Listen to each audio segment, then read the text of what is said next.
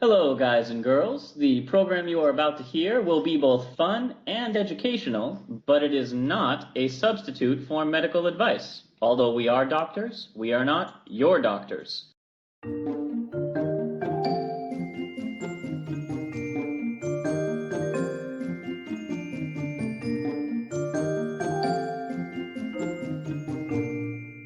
Hello and welcome to Travel Medicine. As always, I'm your friendly neighborhood internal medicine doc, Dr. J. Heyo, Dr. Santhosh here, pediatric infectious disease doc and researcher. Oh my gosh, I think I broke your soundboard with my heyo. I'm sorry. That's okay, Santhosh. I just got back from the library where I've had my fill of quiet. Oh, all right. That's one of your favorite places, by the way. I do know that. It's your love of books is legendary. It is. I'm a happy nerd, but I would be a furious historian. Just That's a why does nobody read? All of this has happened before. But I think you and I over this past weekend before recording outlined your possible, like the way that your mental breakdown would proceed apace after delving into a historical context and realizing that we're horribly doomed to repeat yesterday's mistakes over and over again. one of the books I picked up while I was there Mm. was a little ditty by an author called Charles Dickens. That's a good ditty right Because there. because he has a death anniversary coming up in June. So not well, okay, the anniversary of his death. So death anniversary. He passed away recently, or not recent. Yeah, he, yeah, well, he. a mere 154 years ago, Oh, that's like the blink of an practically eye. yesterday. Yeah, absolutely. Okay. All right. So, 154 years from what I learned when you were walking me through the beautiful biography of Dickens. So, how much do you know about Dickens as, say, just a casual observer? Like, I Yeah, say Dickens, you say Oliver Twist. Yeah, I Ghost. was in It's I say Dickens, you say Ghost. Dickens, Ghost, Dickens. Ghost. Sure, A Christmas Carol as a novelette, absolutely. I do think of Victorian England, of course, because he lived during that time, before and after, I believe.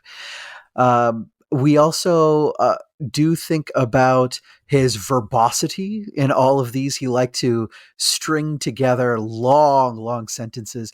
I believe in A Christmas Carol, he would talk about the door knocker that I think it might have been on Scrooge's door, and someone walked up to it after not having seen it for a long time, and he described it as not having gone any interval process of change. Listen. The man wrote a monthly installment, Yeah. and this was his main source of income. He needed Yeah. to keep that Oh, story going. He had margins to fill.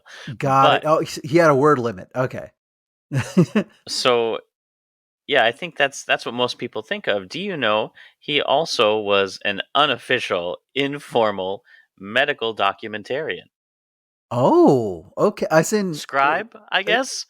okay, okay, gotcha. So not a true medical writer, but something like it. His characters, he spent such great detail describing all his characters that they were published in medical journals, not as fake, but to watch for these kinds of symptoms. And he might have diagnosed stuff years and years before we saw it in the real world. So again, Oh, he had to write installments, and okay. all of his characters have like these bizarre names and witty descriptions to the point that he was praised in the British Medical Journal's obituary. Oh, wow. Okay, To gotcha, to gotcha. wit, to Mm, wit, yes. none except medical men can judge of the rare fidelity with which Dickens followed the great mother through the devious paths of disease and death. When you have the BMJ singing your praises, you're a pretty effective describer. Yeah. Descriptivist? Oh, he would have loved that word. I'm sure he would have taken it right away.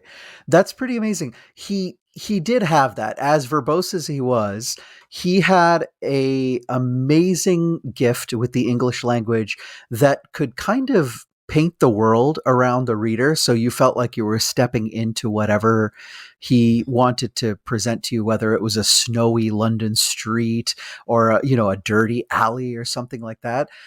Likewise, yeah, when one of his one of his characters would suffer a malady, he would give it to you kind of blow by blow in exquisite detail. So this week we're gonna focus on Dickens and his diagnoses. Ooh. Let's diagnose Dickens. Da da da da da da da da da Da, da da, da da, da. da. Wah.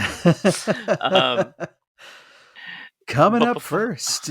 but before we get to our guests, and I will reintroduce you as our host at that point, Oh yeah. I should mention a couple other things that I don't think get talked about a lot when it comes to Charles Dickens. Okay. While we will be describing his excellent observations regarding disease, he also had a penchant for exploring, we'll call it alternative medicine. Oh, well, okay, fair. Although we were in an era during his lifetime where what we think of as modern medicine, science based and evidence based medicine, was just really starting to come together well and reject older ideas and, quackery. So, although physicians by and large come off pretty well in his books, he also believed that electromagnetic fields could cure illness, Hmm. uh, thought typhus could spread through the air, not an uncommon belief at that time. And then he Hmm. had a fascination with mesmerism or hypnotism to cure diseases. One of his best friends was a leading mesmerist who actually got his hospital license revoked and thrown out of practicing because even the doctors of the time were like, this is a bunch of bunk. For those who are a little bit confused about how Dr. Josh is talking about mesmerism, you probably have heard the term mesmerized.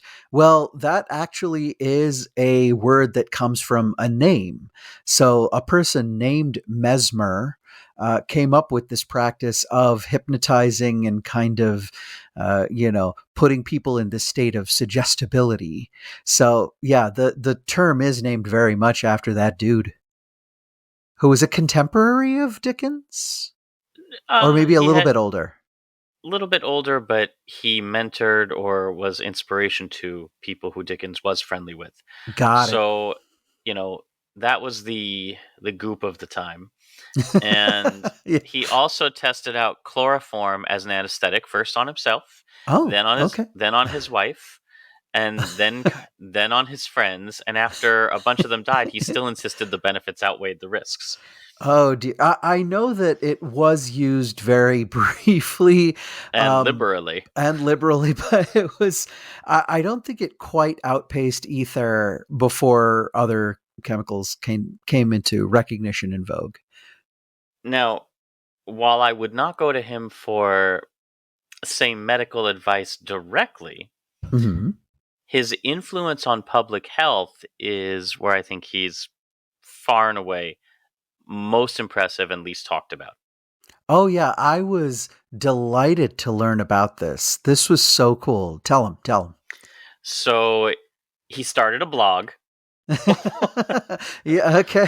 or no, wait, that's for the millennials. Yeah. A Vine Uh-huh. for the next one, and then the equivalent of a TikTok but on paper.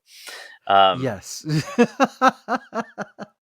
I just want to set the stage. Yeah. Go for it. And this is around 1850. He wrote a journal called Household Words, which advocated for a lot of healthcare reform. So he Hmm. wrote about things like sanitation, housing slums, hospital development, medical schools, proposals for health insurance, the problem facing new entrants to the medical profession, education for disabled children. Hold on, not done yet. Compulsory Okay. vaccination, water pollution, food adulteration, restrictions on sale of alcohol and poisons, the care of workers using newly invented machinery, lead poisoning, epilepsy. He basically was, Wow. well, us, but Yeah. less well known. No, no, absolutely.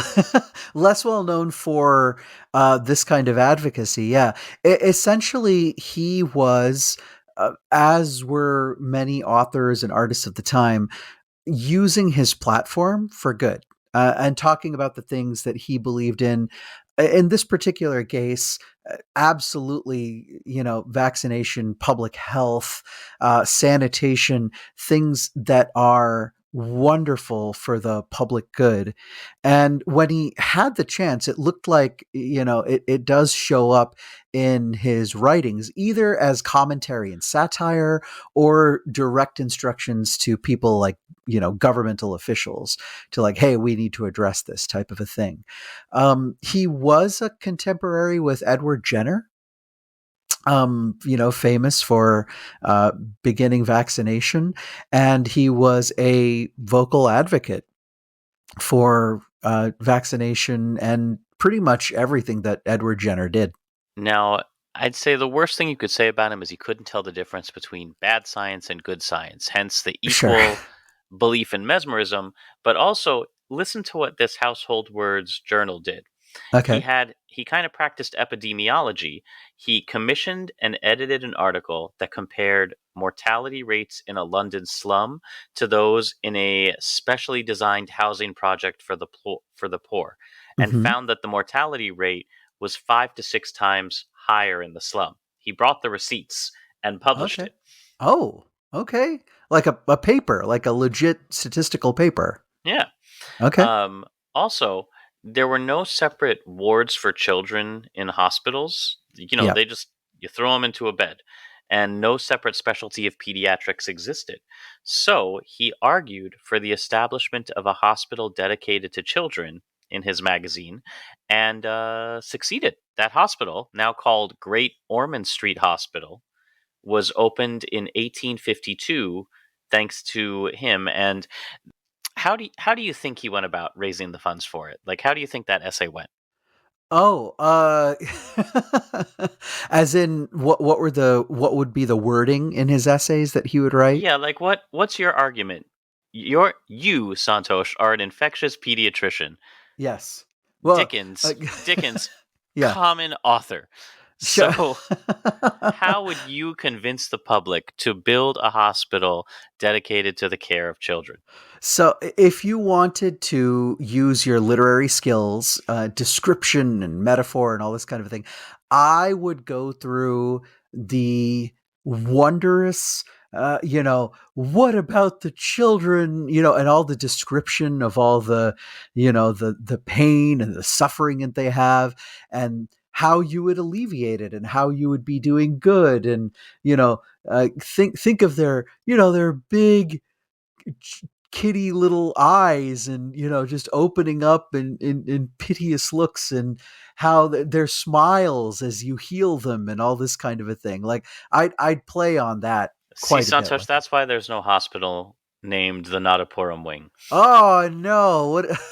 I'm way off base, huh? His essay called Wilted Blooms described Uh, an imaginary London where the okay. bodies of dead children lined the streets. Whoa. Victorian London does not have time for your subtlety. I am sorry. Wow. You're Okay. All sending right. kids to the workhouse. Won't someone think of the children? Why does the child not have a job? Yeah. Okay, so just Shouldn't he shouldn't you described. be in the mines or at least Yeah. at the workhouse? I'm sorry, I forgot where I was at. Number one, and number two, I okay. So he went straight for the, do this or dead kids, and oh, by the way, your workforce is going to suffer. So let's skip ahead through a little bit of. So he spent his entire life really advocating for public health reform, public reform of all kinds. Yeah. And then around 1868, while just out on a stroll, he noticed, and we know he noticed because he wrote it down, that he Mm. could read only the halves of the letters of the shop doors that were on his right. Oh, He So a little bit of a hemianopia. yeah. Uh-huh, Um, exactly. And sounds like neglect as well, because if he was talking specifically about reading and language. Then, on March 21st, 1870, he Hmm. reports that as he came along, walking up the length of Oxford Street, the same incident had recurred as on the day of a former dinner, and he had not been able to read all the way more than the right hand half of the names over the shops. So, again, this is almost a Oh, year later. yeah. So, the man's having some TIAs or mini strokes. Yeah, yeah. And it sounds like Josh, something like right parietal maybe or right temporal, because he's neglecting or can't see the stuff on his left. So, he went to his doctor eventually, Okay. and that was because he had sensory disturbances in his left arm and leg, There you go. Okay. which his doctor told him was the result of hurry, overwork, and excitement, and advised him to reduce his workload. Fair, but it sounds like the science of stroke and the beautiful neurological sciences which were coming out of France had not quite reached this doctor at this time. So, according to his obituary at the time, his sister in law told him he looked unwell, pleaded with him to let her call for a doctor, and he said, "No, I have a toothache. I shall be better presently." He then fell unconscious the next day, died of a stroke. At Hmm. dinner, like he collapsed. Oh, Um, oh, like into his soup kind of a thing. yeah, Oh, died on June 9th, his death anniversary. His last words were, "I am on the ground." oh, okay. So, poor guy. For one of such flowery language and everything, for those to be the last words, that's a little sad. Oh, you think that's frustrating? Yeah. His last novel, The Okay. Mystery of Edwin Drood, never finished because, he died. So we'll never know who did it. Oh no. His death literally remains with an unsolved mystery. At the end. Oh my gosh. Okay. So poor guy, for all the medical description and his contributions to public health and everything, he went down with a not uncommon cause of death, stroke. And it does sound like this was a stroke in the right parietal region, which would cause this left sided hemi neglect. And then, symptoms over the left side of his body, tingling weakness, all this kind of a thing. I don't know that anyone could have done anything for him in that era. Like, they didn't have catheterization and, tissue plasminogen activator and anti-clotting agents at that time, I don't believe. But No, I would have hoped it that would have been someone would have blood pressure recognized. control. It would have been blood pressure control. You Oh, look that's true. overworked. Try not to stress so Oh, much. oh no, but you'd want him to be a little bit permissively hypertensive too to get blood to that area. But oh, So okay. if you look at doctors of the era, they really had, only a few career avenues after they were qualified. If Hmm. you were rich, you would enter general practice, maybe be appointed to an institution, academics. Okay. Then, if you were less rich, you would be an appointment as like just a general surgeon to the rural areas or small towns, the army, or worse, the navy. Oh, okay. Oh, that's so sad because those surgeons and physicians were really, really essential to people going out to war. Um, you could also simply retire from medicine immediately and take the education. And Okay. those seem to be the three main things that you did once you were appointed. So when you look Oh, at the okay. different works of Dickens, the very first doctor he reports on is in his novel, The Pickwick Papers, his first book. Hmm. Okay. Uh, and money escapes him. He uses various stratagems to make his name known. This is, one of his less favorable portraits of doctors, intentionally delivering medicine to the wrong address and the next day sending messages of apology. Very sorry, immense business, great many parcels to deliver, compliments of Dr. Sawyer. Oh, oh dear. Oh no. Okay. I'm Um, sure these kind of things did happen in that time. Also, Yeah. your HCAP scores equivalents based on whether you were recommending what, everybody knew. Mhm. So, in one of his books, The Old Curiosity Shop, a character, Little Nell, Okay. has medical attention from a red-nosed gentleman who took a seat by the bedside, drew out his watch, and felt her pulse. Oh, All okay, his nice. all his practical therapeutic suggestions were already in progress, so that as he departed, he left the whole house in admiration of that wisdom which tallied so closely with their own. Oh, okay, Everyone okay. said he was a very shrewd doctor indeed. So if you just come and be like, "Yep, they're here. The thing that you think is happening is in fact happening." Well, good day. And they're just like, oh, "What a brilliant doctor." Oh dear. Okay. Oh, to be very fair, a lot of the time medicine is a practical science, meaning that, if a person has a little bit of knowledge and recognition and common sense, there is a lot that lines up with, okay, well, a medically educated person will come to the same conclusion. That's fair. So let's get into our works of Dickens and what we can learn from them today, or what we learned from them along the way. Santosh, would you like to introduce our first guest? Da da da da da da da da.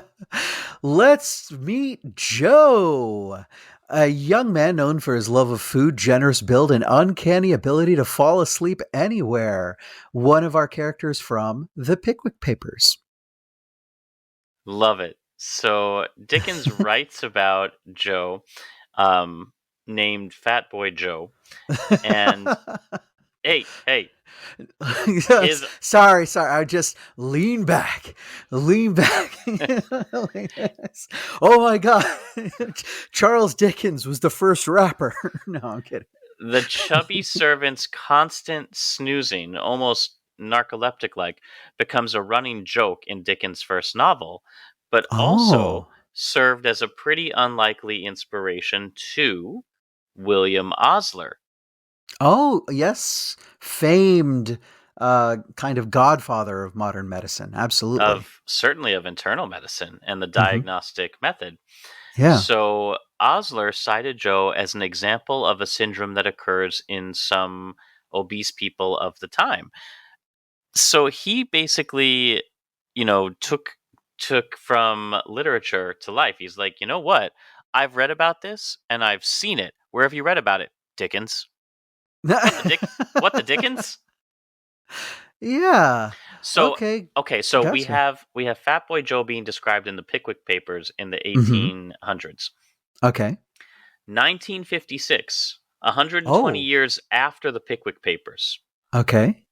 Dr. C.S. Burwell published a medical case report titled Extreme Obesity Associated with Alveolar Hypoventilation, a Pickwickian Syndrome. So, the first medical Ah. case report of sleep apnea syndrome. Okay, Uh, so this is one that we all learned in medical school. Thankfully, I don't deal as much with this in pediatrics, although as childhood obesity is worsening, it definitely is proceeding anon in my field. no, but I mean, as case reports go, this one is pretty exciting, Santosh. Okay, okay. So fire away. Yeah, let's talk about Pickwickian syndrome comparing Dr. Burwell's patient to, I'm guessing, Fat Joe. Yeah. So, Yeah. 51-year-old business executive stood 5'5", weighed 260 pounds. Wow. After several years, they indicated how severe his disability had become. During a weekly poker game, he was dealt a hand of 3 aces and 2 kings. Because he dropped off to sleep, he failed to take advantage of this opportunity. A few days later, he entered the hospital. That's a fantastic way to introduce this. Do you think we could get away with writing a case report like that? It's like, my patient was playing poker. He missed a royal flush. Well, anyway, then he came into the emergency room. But I understand what they're saying. he was having trouble sleeping because he was, so big that he was having apnea at night, that he would wake up and during the day he'd be tired and exhausted.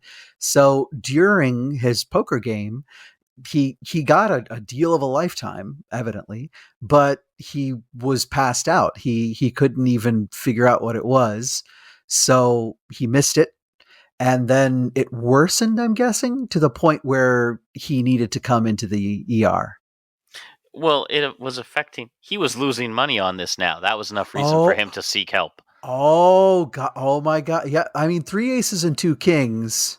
That's a pretty high hand, full house, and yeah. So he just like flubbed it, and never mind that like your brain is starving for oxygen. So, like, So it took over a century yeah. for the first case report to formally diagnose what Dickens had written about. Wow. Okay. So, obesity related sleep apnea, essentially. And because this was in the Pickwick papers, Dr. Burwell said, okay, let's call it Pickwickian syndrome.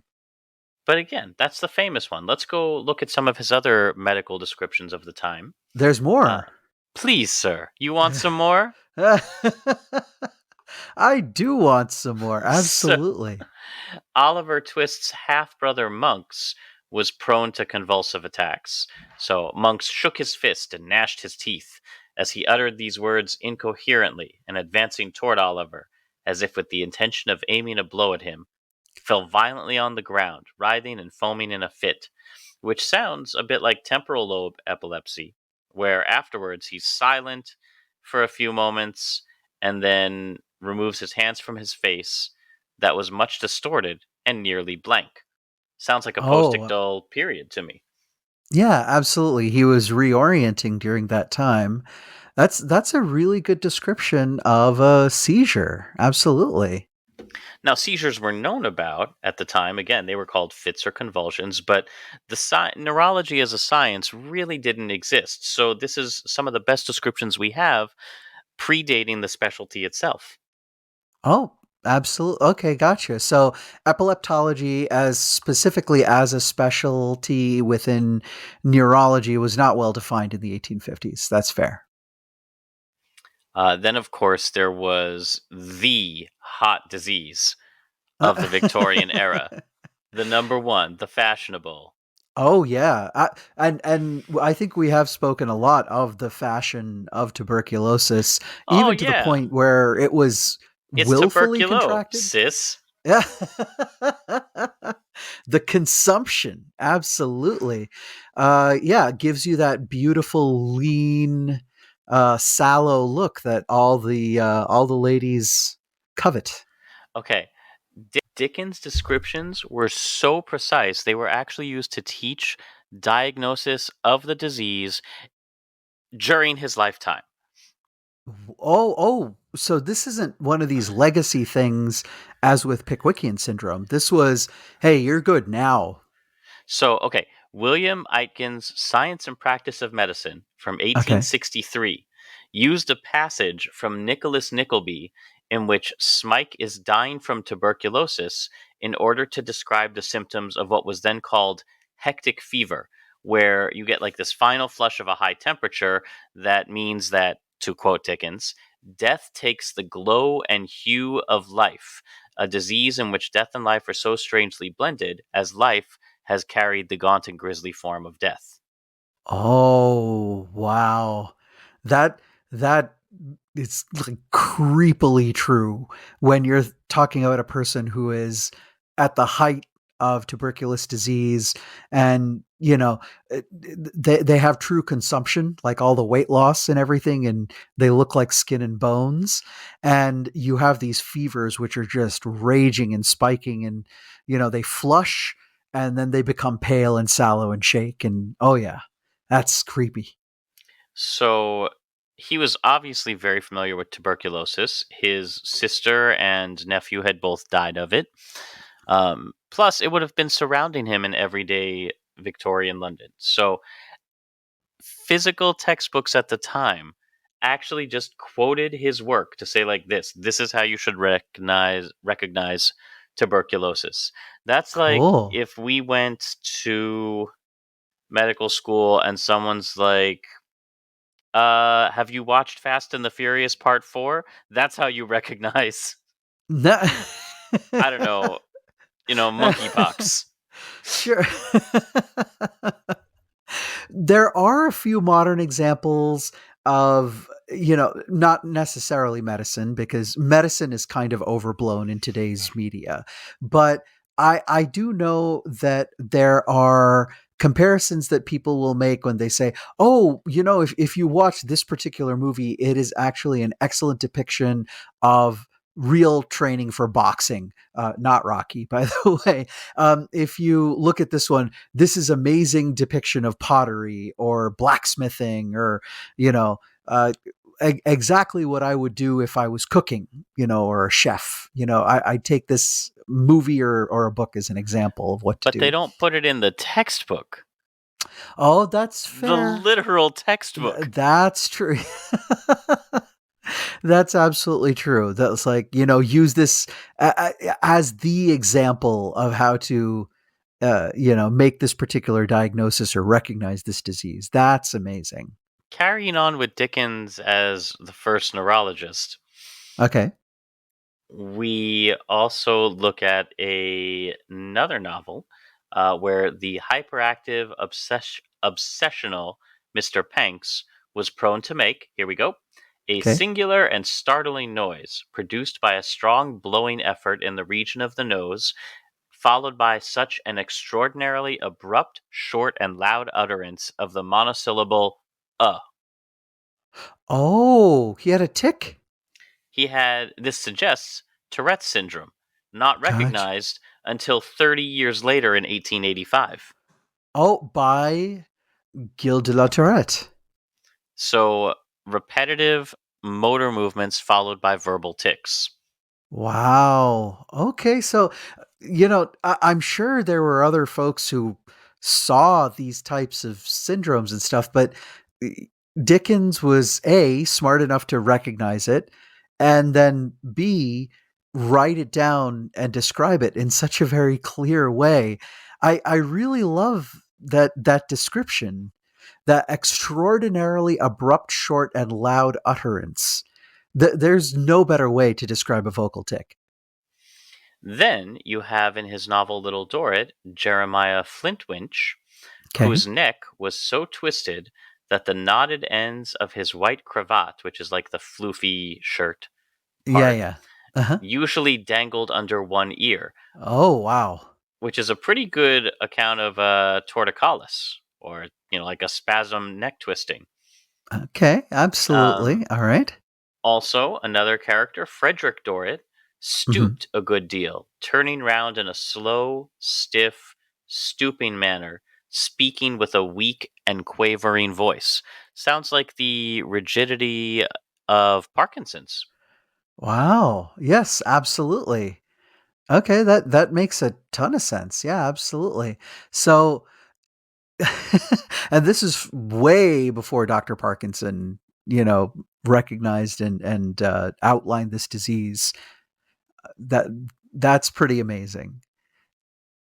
We could have called it Dickinson's disease. The He could have. Although, from everything that you showed me and that I read, his correspondence and letters dealing with public health and medicine and everything else like that, he seemed to be a little bit humble in that sense of, like, he could describe these things, but he never thought of himself as a physician.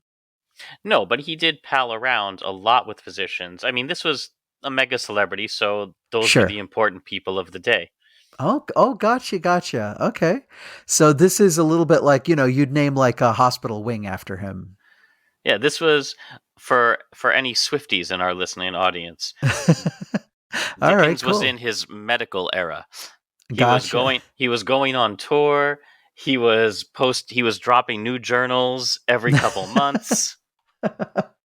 And then you get to cases where, again, like some of the others, conditions he was describing had not yet been medically recognized in the literature. So remember how we said Dickens likely died of a stroke, or as it was called back then, apoplexy. Apocalypse? Apolop, Chipotable. Apoplexy. Chipotle. It's not even a Spanish term. Yeah. Apoplectic seizure or apoplexy. Yeah. So in Dombey and Son, a character named Mrs. Skewton's last illness leaves her unable to speak with right-sided paralysis. So he describes it, and there she lay speechless and staring at the ceiling for days, sometimes making inarticulate sounds in answer to such questions as did she know who were present and the like, sometimes giving no reply either by sign or gesture, or in her unwinking eyes. At length, she began to recover consciousness, making stranger confusions in her mind and memory. She fell into the habit of confounding the names of her two sons-in-law, the living and the deceased, cut short some of her words, and cut out others altogether. Wow, Broca's aphasia. Oh my gosh, so she had like a left temporal stroke, it sounds like. Yeah. So, and as you mentioned, Paul Broca wouldn't discover the area named for him until years and years later. And at this point, people didn't know that speech loss and paralysis can occur together. Or again, it wasn't written down in the medical literature, and therefore it hadn't happened. Doesn't happen until we say it, and we didn't call dibs. Yeah. Okay. Then to return to Oliver Twist. And yes. I'm glad you brought that up. Like any novelist, Dickens didn't, he wasn't above using poetic license. Oh, sure. Yeah. I think I've mentioned this before, but there's never like 100% accuracy when it comes to these. They're not medical journals, so all of these authors, including Dickens, that we sometimes celebrate and talk about in like, oh my gosh, it's part of the history of medical diagnoses. Well, they also have creative liberty because they're not actually doing like a peer-reviewed article. So you may recall poor Oliver Twist was chronically underfed and malnourished to the point of wanting to ask for seconds of gruel. Yes, and in fact, poor guy, I think he drew a short straw. This poor little kid, because someone had to ask for more, and he was stuck with the job, which would almost certainly earn him a beating. So the British Medical Journal ran an article in its Christmas issue that examined the thin gruel described in Oliver Twist. So using Dickens' recipe. Because he actually wrote out what they would eat. So using Dickens' recipe for the gruel, compared that meal with one detailed in a cookbook from a 19th century workhouse. So comparing it to a recipe from the time. Okay, so Dickens described Oliver's diet as 3 meals of thin gruel a day with an onion twice a week and half a roll on Sunday. So whereas Dickens' meal provided just over 400 calories a day, which is nowhere near enough for a child. Yeah. The real recipes used by the workhouse provide about 1,800 calories. Per day. Mm-hmm. Okay, that's much, much better. But this is my favorite part. In order to test this, who are they going to feed the gruel to? Well, not orphans, but yes, real children. So this was an actual. They didn't rest with like a historical review. They actually tried an experiment here. Yeah, they did this on kids. You can watch it on YouTube. You can watch it on YouTube. This is pretty recent too. This was 2008, huh? Yeah, so both meals, the Oliver Twist gruel and 19th century workhouse gruel, were fed to a delightful group of little tots for their reactions. Uh-huh. How is this not on TikTok yet? Yeah, as a reaction video. Yeah. Like, where like the gruel is like slid across the table into frame. Yeah. Like because keep in mind, even though we have the recipe for workhouse gruel, that doesn't change, that doesn't account for the fact that these anti-union and just general poor workhouses would sell substandard food like flour laced with sawdust. So I see. so Okay. Dickens may not have been terribly far off, but my favorite part of the video is that modern day kids prefer Dickens gruel to the more substantial meal from the workhouse cookbook. That's awesome. So it really Well, would be, please, sir, may I have some more? It's delicious. even though it's mostly water, yeah, absolutely. This was it was an interesting diet. They had bread, cooked meat of some kind, but only about it looks like maybe 15 ounces worth. Potatoes, suet or rice pudding, cheese, a meat pudding with vegetables, butter, bacon, yeast dumpling, and another vegetable on the side towards the evening. There you have it. We have a wide variety of neurological disorders, malnourishment, and just general campaigning for public health, all fascinatingly well documented by somebody that you just thought wrote a pretty cool Christmas ghost story. He was so prolific. And yeah, he had some fascinations like this. He really did love the descriptions of the human body and medical conditions. And please do take a look down below at the articles that Dr. Josh has linked. There are just amazing kind of tabulations and lists of the neurological speech defects that were actually part of like the plot devices in Dickens novels, and how Dickens regarded his wonderful medical professionals around him. And I think that diagnosing with Dickens article that you gave us from New York Times Magazine was absolutely just fun to read. I'm just imagining, Victorian era doctors walking around going, "What the Dickens? Did you read this latest one? The man's expanding our body of knowledge by the day." Absolutely. Oh yeah. I absolutely love it. And yes, thank you, Mr. Dickens, as well, for encouraging the wonderful practices of sanitation, vaccination, public health, to use his platform in such a way when he could have totally ditched it all and just made a shit ton of money, writing whatever. It's pretty wonderful. So we hope you enjoyed this episode of Charles Dickens, 18th century influencer, Yeah. and V Boy, V Yeah, for yeah. Victorian. He was a science communicator. He was an early science communicator. I love it. That's it for this week. As always, we love to hear your comments, questions, and feedback. If you'd like to support us spiritually, emotionally, or financially, links to do that are in the show notes, along with links for further reading. The show is produced by me with a lot of help from Dr. Santhosh and friends. Our theme music is composed by Rachel Leisure. And until next time, keep a song in your heart, soap on your hands, a shot in your arm, a spin on your globe, a book to look for medical diagnoses in by your side.